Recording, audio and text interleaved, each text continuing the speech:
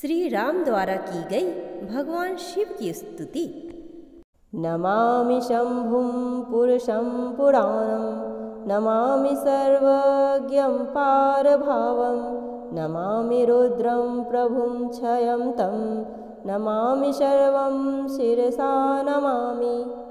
नमामि देवं परं व्ययं तं, उमापतिं लोकगुरुं नमामि। नमामि दारिद्र्यविदारणं तं, नमामि रोगापहरं नमामि। नमामि कल्याणमचिन्त्यरूपं, नमामि विश्वोद्भवबीजरूपं, नमामि विश्वस्थितिकारणं तं, नमामि संसारकरं नमामि। नमामि गौरीप्रियं व्ययं तं, नमामि नित्यं क्षरं क्षरं तं, नमामि चिद्रूपमयेयभावं, त्रिलोचनं तं शिरसा नमामि।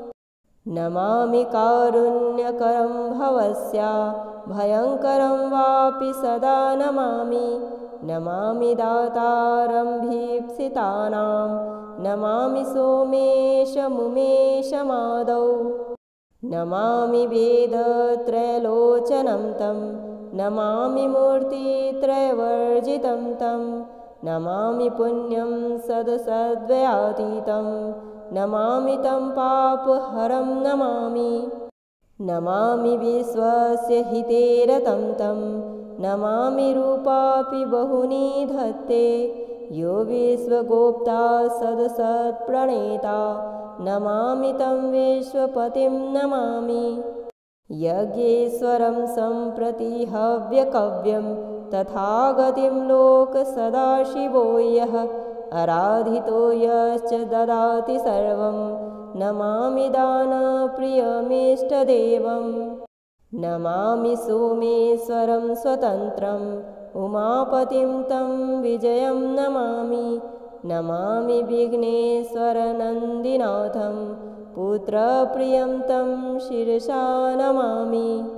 नमामि देवं भवदुःखशोकविनाशनं चन्द्रधरं नमामि। नमामि गङ्गाधरमीशमीड्यम्, उमाधवं देववरं नमामि। नमाम्यजादीशपुरन्दरादि सुरासुरैरर्चितपादपद्मं, नमामि देवी मुखवादनानाम्, इच्छार्थमक्षित्रितयं ययेच्छत्। पञ्चामृतैः गन्धसुधूपदीपैः, विचित्रपुष्पैः विविधैश्च मन्त्रैः, अन्यप्रकारैः सकलोपचारैः, सम्पूजितं सोममहं नमामि। नमामि शंभुं पुरुषं पुराणं, नमामि सर्वज्ञं पारभावं, नमामि रुद्रं प्रभुं क्षयं तं, नमामि सर्वं शिरसा नमामि। नमामि देवं परं व्ययं तं, उमापतिं लोकगुरुं नमामि। नमामि दारिद्र्यविदारणं तं, नमामि रोगापहरं नमामि। नमामि कल्याणमचिन्त्यरूपं, नमामि विश्वोद्भवबीजरूपं, नमामि विश्वस्थितिकारणं तं, नमामि संसारकरं नमामि। नमामि गौरीप्रियं व्ययं तं, नमामि नित्यं क्षरं क्षरं तं, नमामि चिद्रूपमयेयभावं, त्रिलोचनं तं शिरसा नमामि। नमामि कारुण्यकरं भवस्य, भयङ्करं वापि सदा नमामि। नमामि दातारं भीप्सितानां, नमामि सोमेशमुमेशमादौ।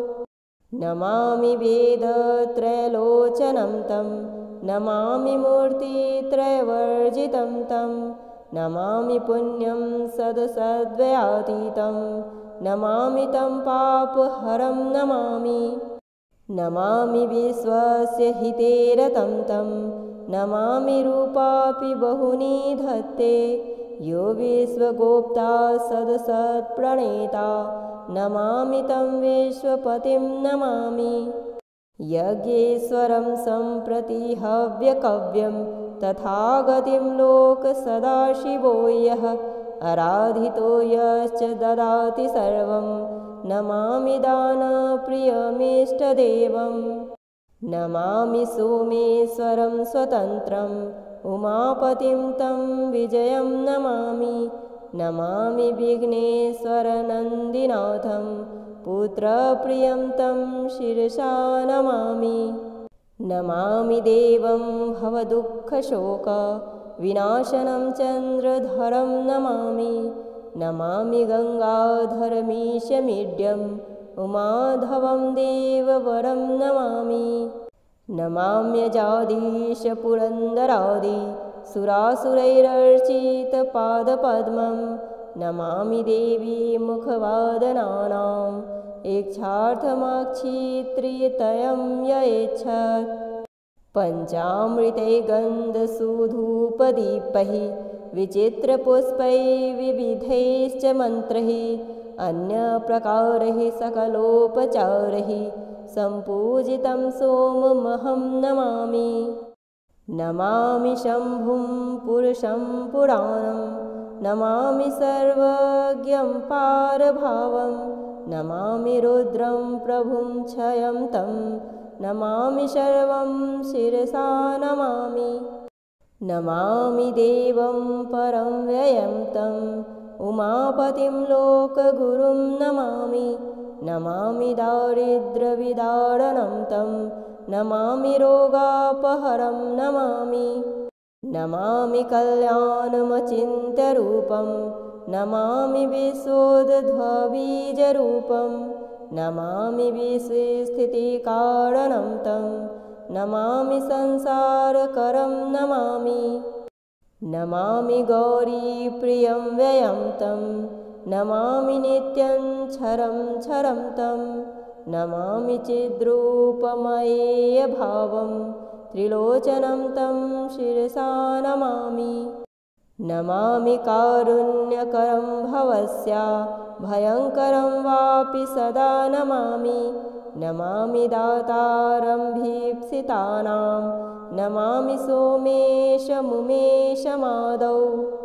नमामि वेदत्रयलोचनं तं नमामि मूर्तित्रयवर्जितं तं नमामि पुण्यं सदसद्वयातीतं नमामि तं पापहरं नमामि। नमामि विश्वस्य हिते रतं तं नमामि रूपापि बहूनि धत्ते यो विश्वगोप्ता सदसत्प्रणेता नमामि तं विश्वपतिं नमामि। यज्ञेश्वरं सम्प्रति हव्यकव्यं तथागतिं लोकसदाशिवो यः आराधितो यश्च ददाति सर्वं नमामि दानप्रियमिष्टदेवं। नमामि सोमेश्वरं स्वतन्त्रम् उमापतिं तं विजयं नमामि। नमामि विघ्नेश्वरनन्दिनाथं पुत्रप्रियं तं शिरसा नमामि। नमामि देवं भवदुःखशोकविनाशनं चन्द्रधरं नमामि। नमामि गङ्गाधरमीशमीड्यम् उमाधवं देववरं नमामि। नमाम्यजाधीश पुरन्दरादि सुरासुरैरर्चितपादपद्मं नमामि देवी मुखवादनानाम् इच्छार्थमाक्षित्रियतयं ययेच्छत्। पञ्चामृतै गन्धसुधूपदीपैः विचित्रपुष्पैः विविधैश्च मन्त्रैः अन्यप्रकारैः सकलोपचारैः सम्पूजितं सोममहं नमामि। नमामि शम्भुं पुरुषं पुराणं नमामि सर्वज्ञं पारभावं नमामि रुद्रं प्रभुं क्षयं तं नमामि सर्वं शिरसा नमामि। नमामि देवं परं व्ययं तं उमापतिं लोकगुरुं नमामि। नमामि दारिद्र्यविदारणं तं नमामि रोगापहरं नमामि नमामि कल्याणमचिन्त्यरूपं नमामि विश्वोद्भवबीजरूपं नमामि विश्वस्थितिकारणं तं नमामि संसारकरं नमामि नमामि गौरीप्रियं व्ययं तं नमामि नित्यं क्षरं क्षरं तं नमामि चिद्रूपमयेयभावं त्रिलोचनं तं शिरसा नमामि नमामि कारुण्यकरं भवस्य भयङ्करं वापि सदा नमामि नमामि दातारं भीप्सितानां नमामि सोमेशमुमेशमादौ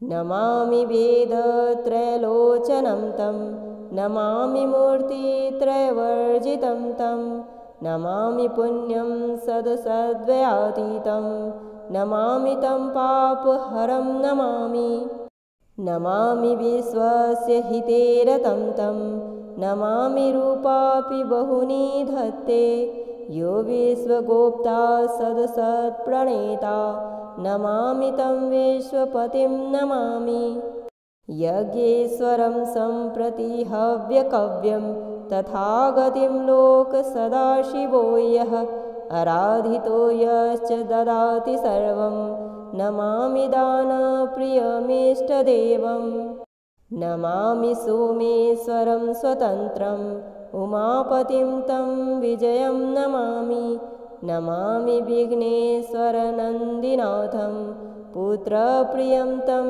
शिरसा नमामि नमामि देवं भवदुःखशोकविनाशनं चन्द्रधरं नमामि नमामि गङ्गाधरमीशमीड्यम् उमाधवं देववरं नमामि नमाम्यजादीशपुरन्दरादि सुरासुरैरर्चितपादपद्मं नमामि देवी मुखवादनानाम् इच्छार्थमक्षित्रितयं ययेच्छत् पञ्चामृतै गन्धसुधूपदीपैः विचित्रपुष्पैः विविधैश्च मन्त्रैः अन्यप्रकारैः सकलोपचारैः सम्पूजितं सोममहं नमामि नमामि शम्भुं पुरुषं पुराणं नमामि सर्वज्ञं पारभावं नमामि रुद्रं प्रभुं क्षयं तं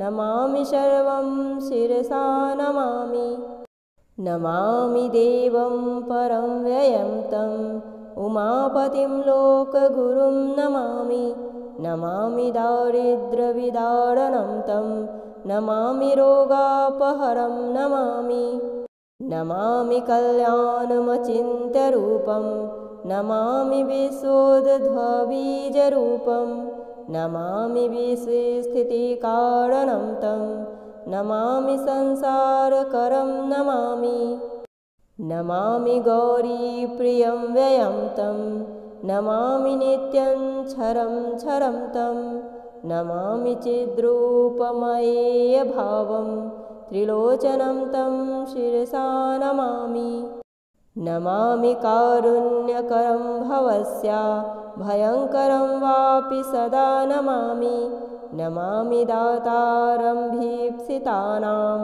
नमामि सोमेशमुमेशमादौ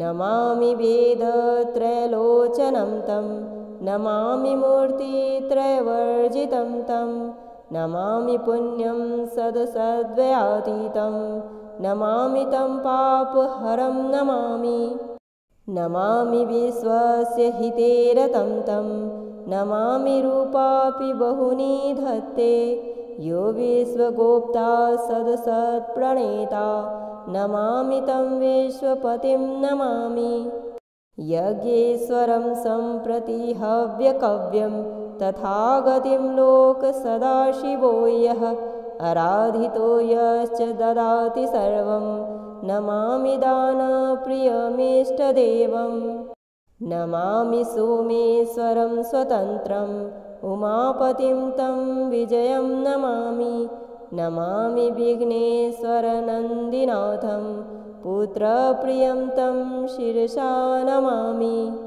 नमामि देवं भवदुःखशोकविनाशनं चन्द्रधरं नमामि। नमामि गङ्गाधरमीशमीड्यम् उमाधवं देववरं नमामि। नमाम्यजाधीश पुरन्दरादि सुरासुरैरर्चितपादपद्मं।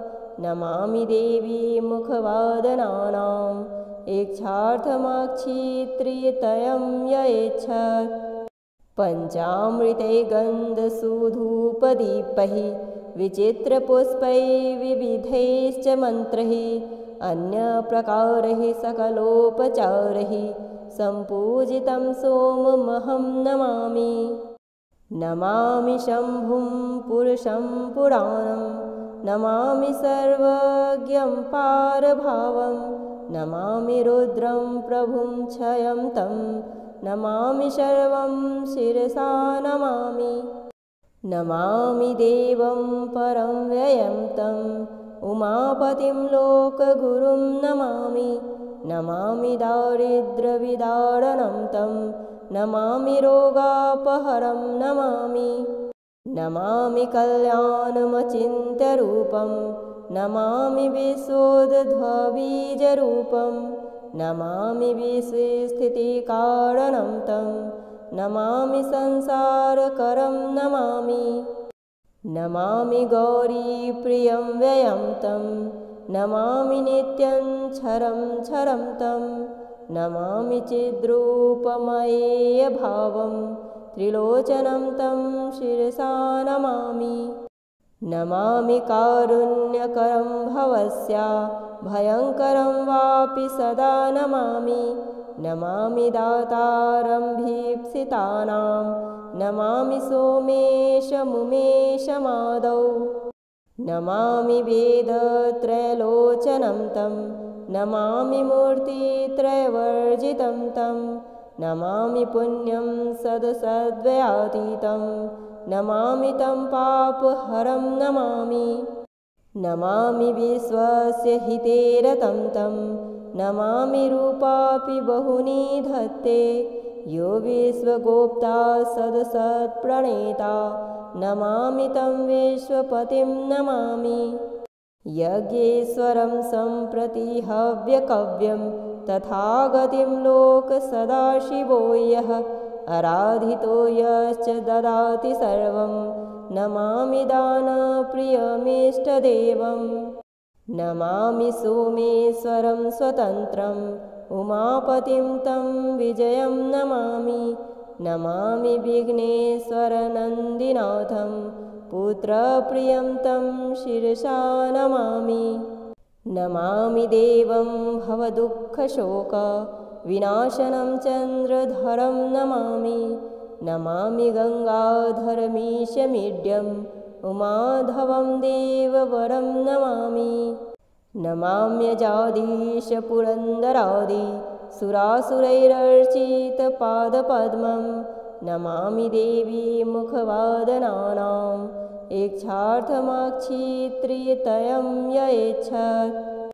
पञ्चामृतै गन्धसुधूपदीपैः विचित्रपुष्पैः विविधैश्च मन्त्रैः अन्यप्रकारैः सकलोपचारैः सम्पूजितं सोममहं नमामि।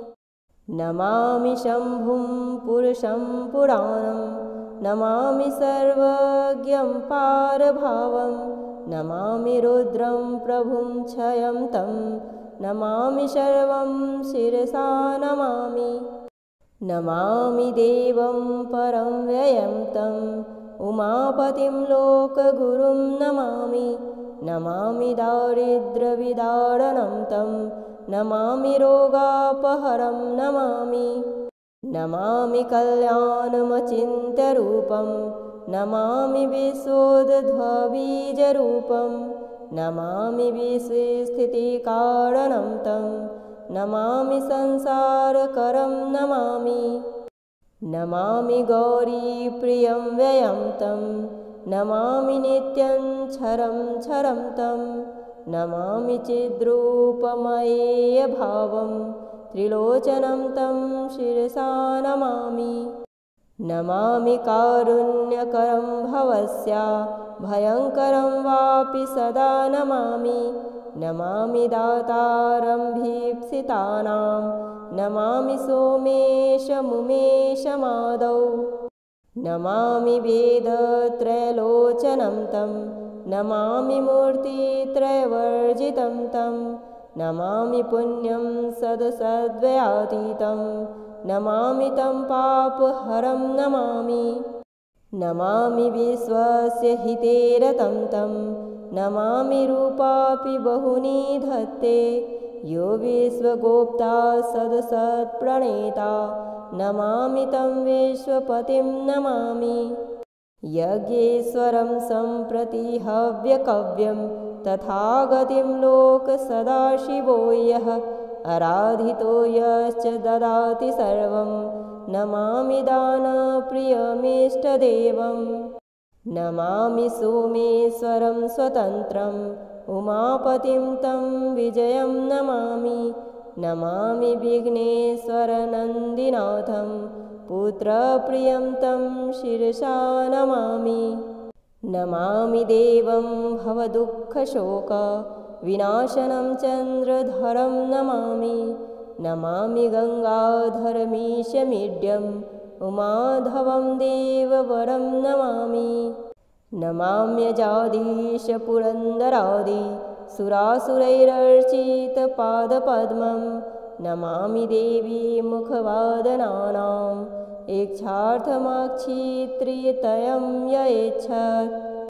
पञ्चामृतैः गन्धसुधूपदीपैः विचित्रपुष्पैः विविधैश्च मन्त्रैः अन्यप्रकारैः सकलोपचारैः सम्पूजितं सोममहं नमामि। नमामि शम्भुं पुरुषं पुराणं नमामि सर्वज्ञं पारभावं नमामि रुद्रं प्रभुं क्षयं तं नमामि सर्वं शिरसा नमामि।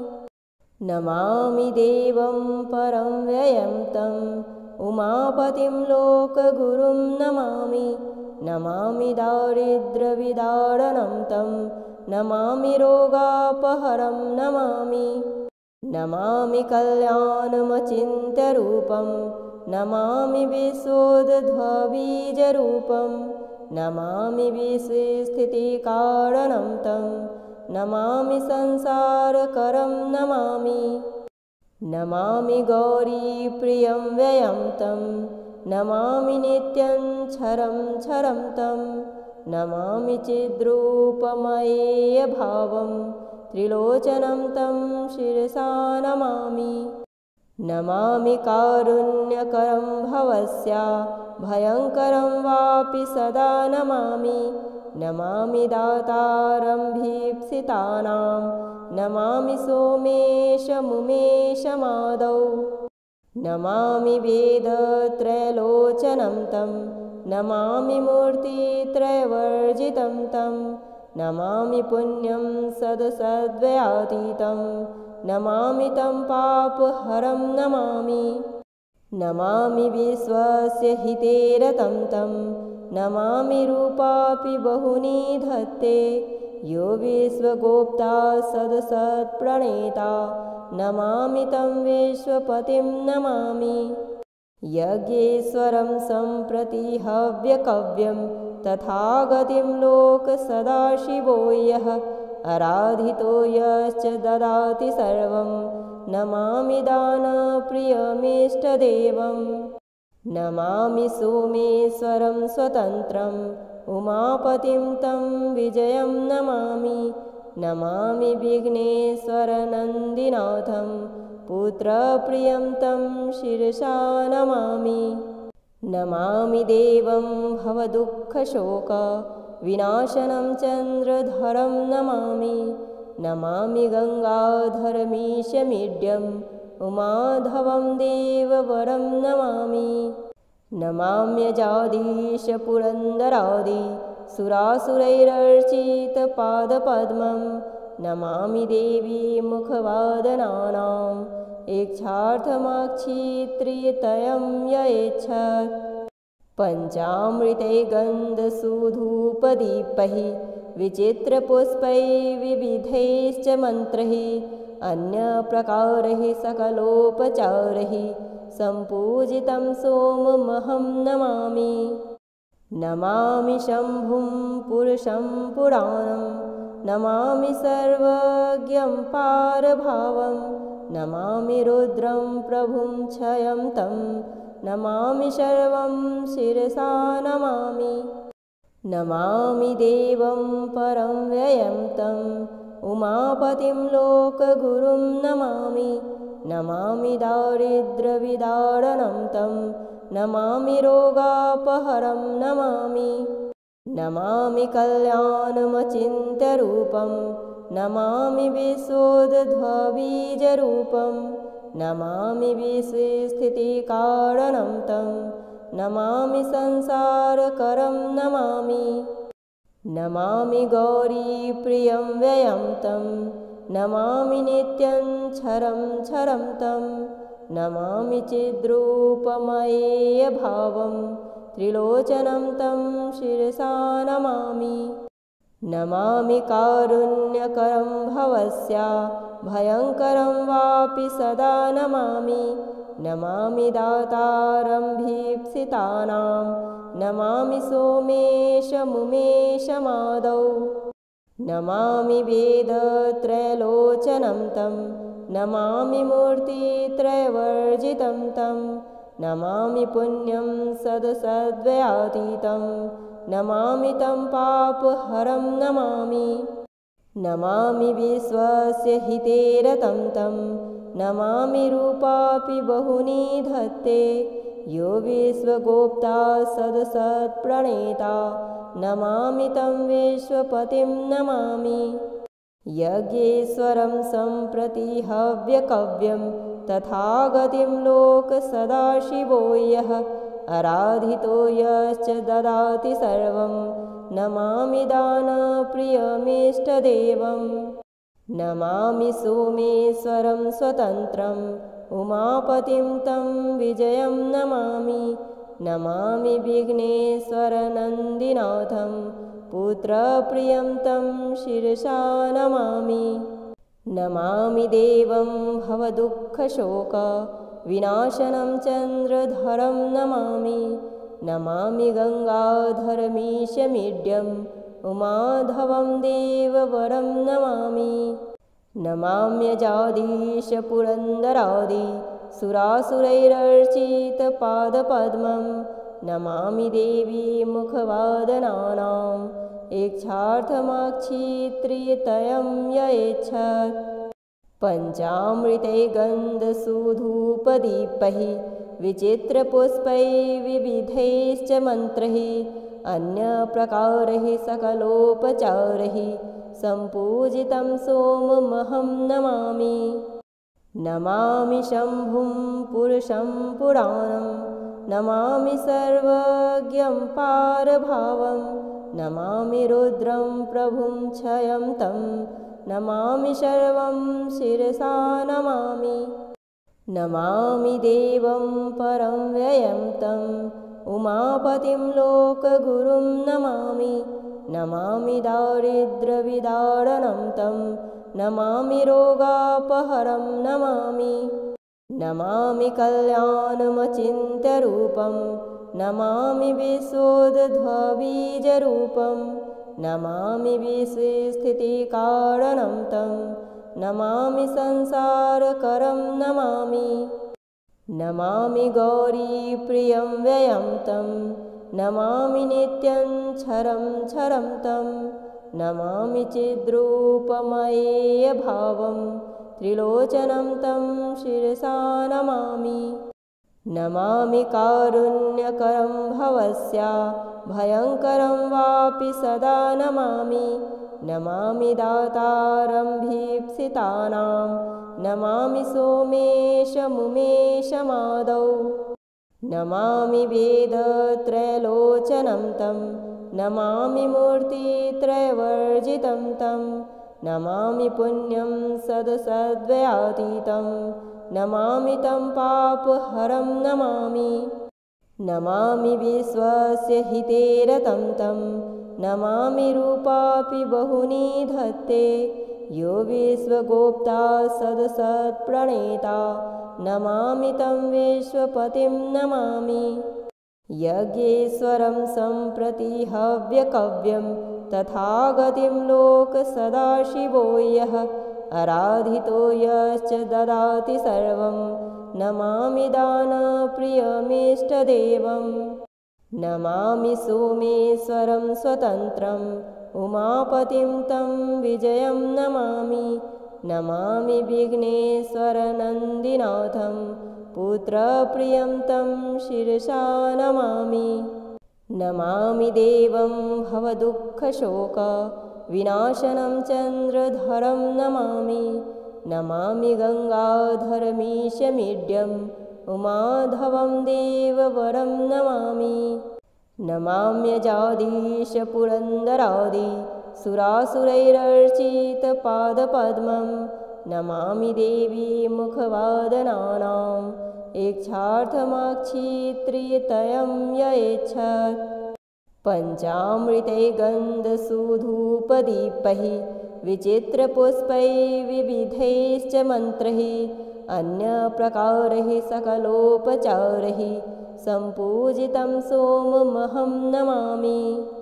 नमामि शम्भुं पुरुषं पुराणं नमामि सर्वज्ञं पारभावं नमामि रुद्रं प्रभुं क्षयं तं नमामि सर्वं शिरसा नमामि। नमामि देवं परं व्ययं तं उमापतिं लोकगुरुं नमामि। नमामि दारिद्र्यविदारणं तं नमामि रोगापहरं नमामि। नमामि कल्याणमचिन्त्यरूपं नमामि विश्वोद्भवबीजरूपं नमामि विश्वस्थितिकारणं तं नमामि संसारकरं नमामि। नमामि गौरीप्रियं व्ययं तं नमामि नित्यं क्षरं क्षरं तं नमामि चिद्रूपमयेयभावं त्रिलोचनं तं शिरसा नमामि। नमामि कारुण्यकरं भवस्य भयङ्करं वापि सदा नमामि। नमामि दातारं भीप्सितानां नमामि सोमेशमुमेशमादौ।